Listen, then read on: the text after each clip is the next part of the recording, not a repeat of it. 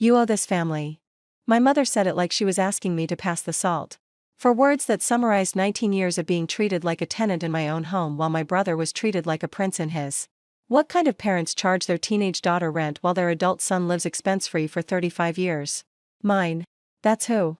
I was 16 when they handed me the first invoice. Not a request. An invoice.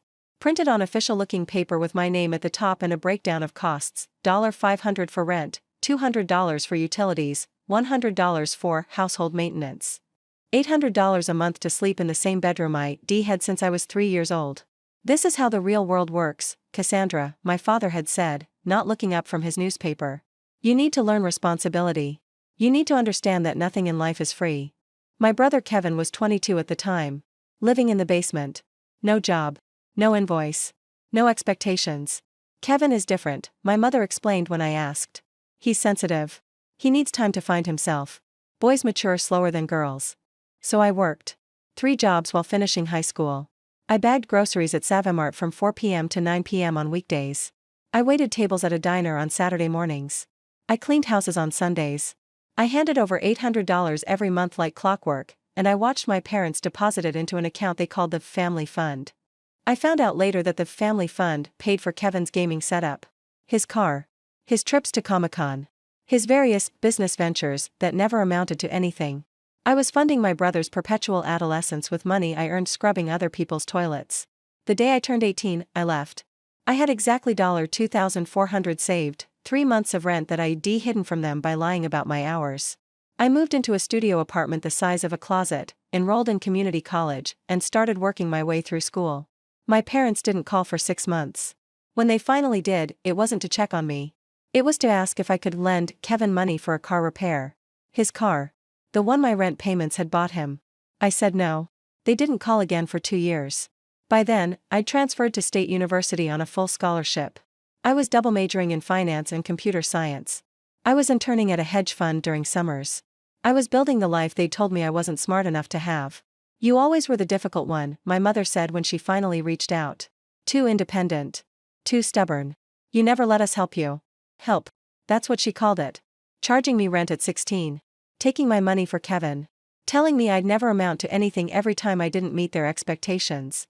I graduated summa cum laude. I got a job at Goldman Sachs. I worked 100-hour weeks, saved every penny, and invested everything I had into the market I'd learned to read like a book. By 28, I'd made my first million. By 30, I'd made my 10th. By 32, I'd left Goldman to start my own investment firm. I had 40 employees, offices in 3 cities, and a client list that included some of the wealthiest families in America. My parents knew none of this. I'd changed my last name when I turned 21. Legally. Permanently. I wasn't Cassandra Morrison anymore. I was Cassandra Blake. The difficult daughter who disappeared had become someone entirely new. And then, 3 weeks ago, they found me. I don't know how. Maybe Kevin finally learned to use Google. Maybe a distant relative saw my picture in a business magazine. It didn't matter. What mattered was the voicemail my mother left at my office. Cassandra, it's your mother. We know you've done well for yourself. Kevin has a business opportunity, and we think it's time you gave back to this family. After everything we did for you, it's the least you can do. Call us. After everything they did for me. I listened to that voicemail 14 times. Each time, I felt the same cold fury I'd felt at 16, standing in my childhood bedroom, holding an invoice for the privilege of existing in their house. I called them back. Cassandra. My mother sounded genuinely pleased. I knew you'd come around. Family is family, after all. Tell me about Kevin's business idea, I said, keeping my voice neutral. It's brilliant, honestly. He wants to open a gaming cafe. You know, where people pay to play video games. He's been researching it for years. Years. My brother had been researching a business idea while living rent-free in our parents' house for 19 years. Meanwhile, I'd built a multi-million-dollar company from nothing. How much does he need? I asked. $250,000. For the initial setup. But it's a sure thing, Cassandra. Kevin has it all figured out. Location, equipment, everything. He just needs the capital. And you want me to provide it? You owe this family, she said. And there it was again. That phrase. That audacity. We raised you. We fed you. We gave you a roof over your head. You charged me for that roof, I said quietly. $800 a month, starting at 16.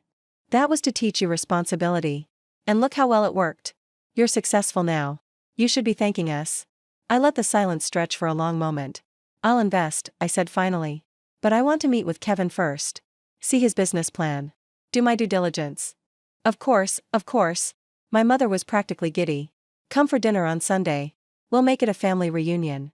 A family reunion. 16 years since I'd set foot in that house. 16 years since I'd seen the basement where Kevin had spent his entire adult life. 16 years of building a life they knew nothing about. I said I'd be there. But first, I had some research of my own to do. I hired a private investigator. Not because I needed one, I had a pretty good idea what he'd find, but because I wanted documentation. I wanted receipts. The report came back 3 days later. My parents' house, the same house where I'd paid $800 a month as a teenager, was mortgaged to the hilt. 3 separate loans totaling $340,000. They'd taken out money against their equity to fund Kevin's various ventures over the years.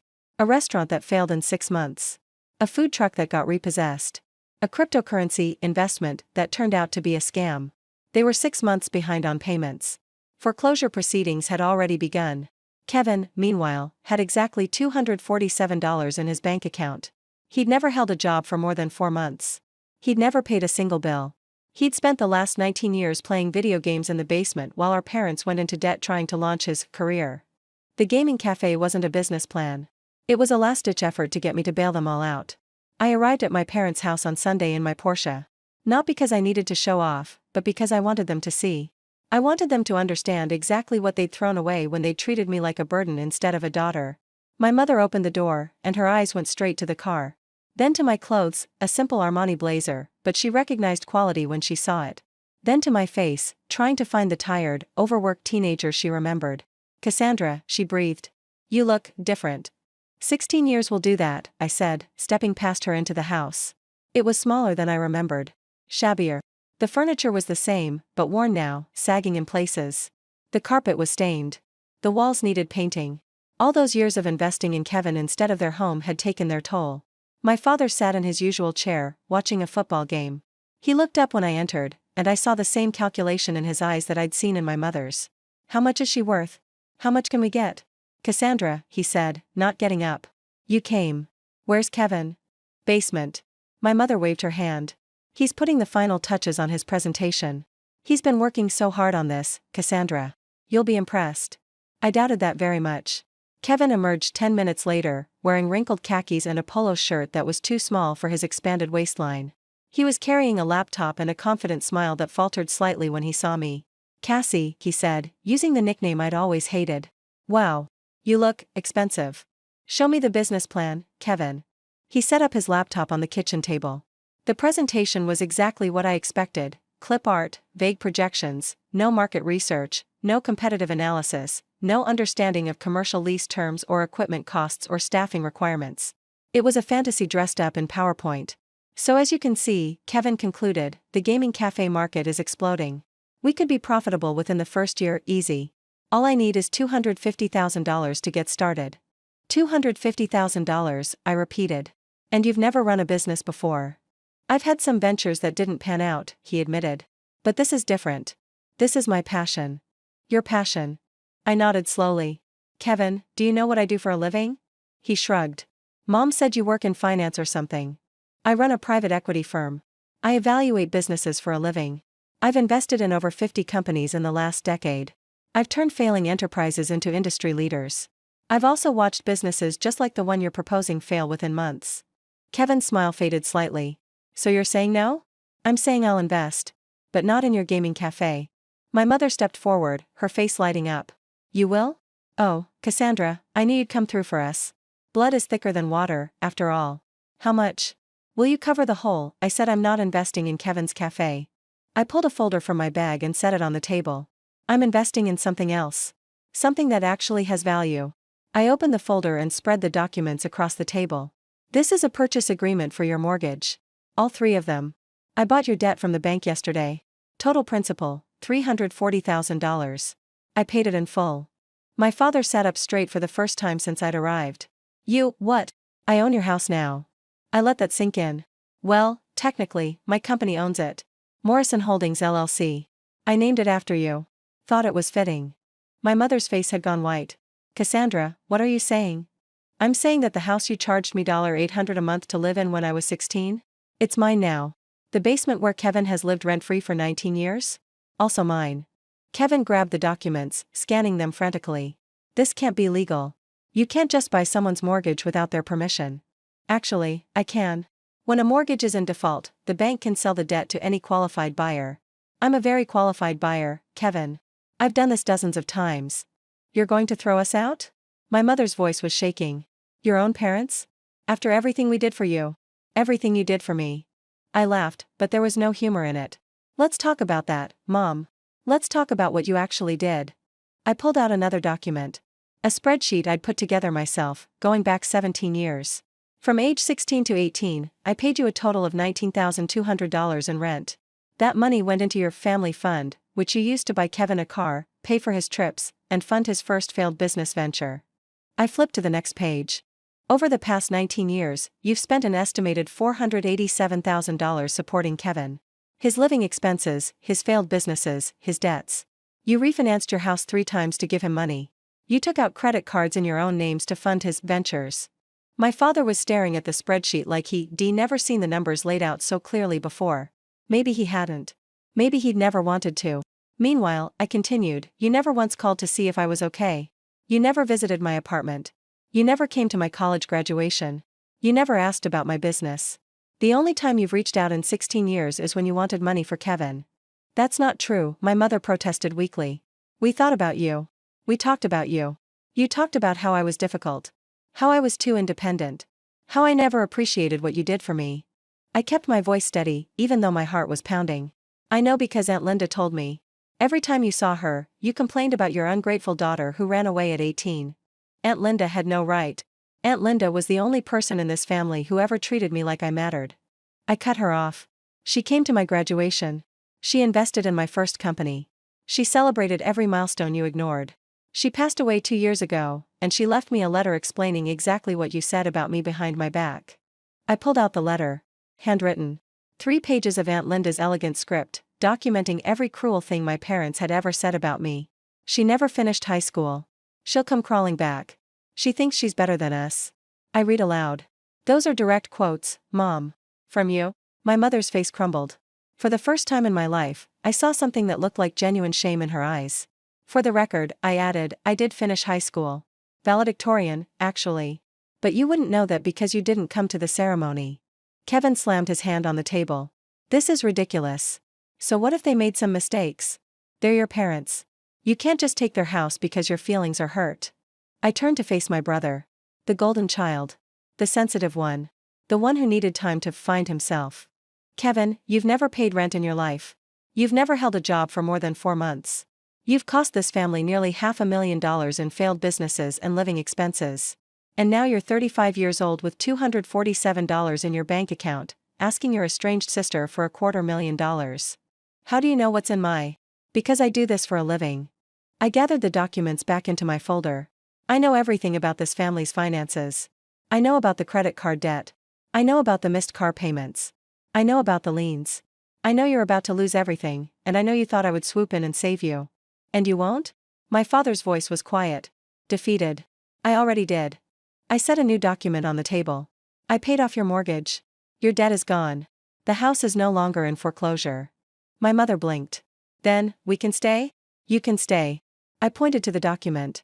This is a lease agreement. You'll pay rent of $800 a month. The same amount you charged me at 16. The irony wasn't lost on anyone. The lease is in your names, I continued. Both of you. Kevin is not on it. Kevin's face went red. What does that mean? It means you have 30 days to find your own place to live. I stood up. Consider it a learning experience. It's how the real world works, after all. You need to learn responsibility. You need to understand that nothing in life is free.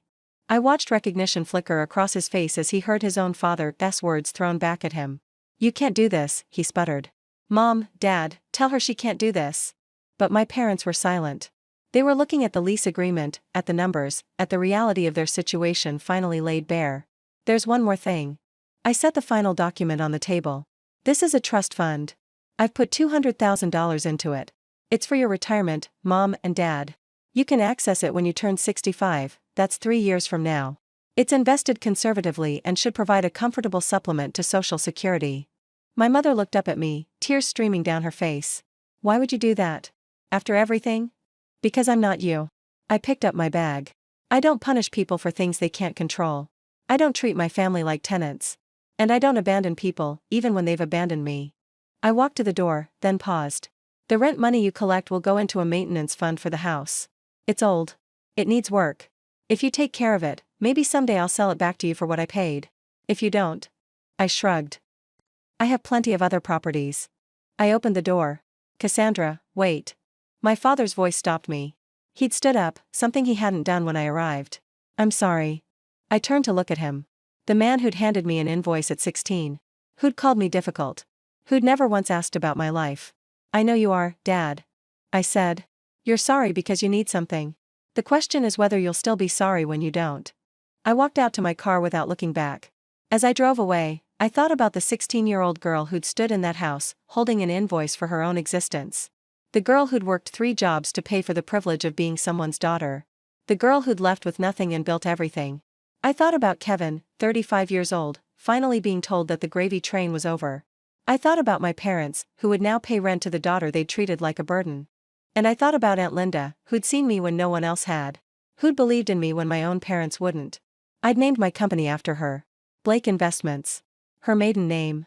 They'd asked me to invest in Kevin's business. And I had invested. Just not in the way they expected. I'd invested in justice. In accountability. In the lesson they should have taught both their children, instead of just the one they didn't want. Nothing in life is free. And some debts take decades to collect.